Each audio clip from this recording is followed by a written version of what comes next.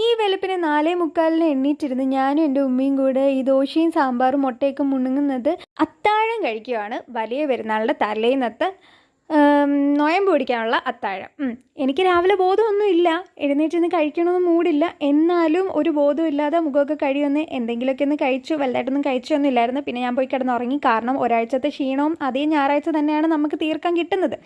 അപ്പം ഞാനങ്ങനെ ഉറങ്ങി എൻ്റെ പൊന്നെ ഉച്ചയോ വൈകിട്ടോ എപ്പോഴോ ആണ് ഞാൻ എഴുന്നേറ്റത്. ഞാൻ അപ്പോൾ നോക്കിയപ്പോൾ ക്യാമറ അവിടെ വെച്ചേക്കുന്നു. മണിക്കൂറുകളോളം ക്യാമറ അവിടെ ഫിലിമായി. കുഴപ്പമില്ല, സീനൊക്കെ ഒന്ന് കിട്ടിയല്ലോ.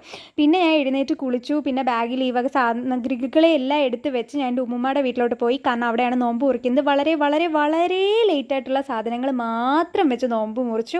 പിന്നെ ഞാനും എൻ്റെ ഉമ്മുമ്മയും കൂടെ നിസ്കരിച്ചു. അത് കഴിഞ്ഞ് പിന്നെ ഖുറാനൊക്കെ ഓതി. അത് കഴിഞ്ഞിട്ട് ഞങ്ങൾ പിന്നെ ഫുഡ് കഴിച്ചു. ആദ്യം പുള്ളിക്കാരി എനിക്ക് നല്ല സൂപ്പർ ചൂട് ചോറ് അത് വാരി തന്നു.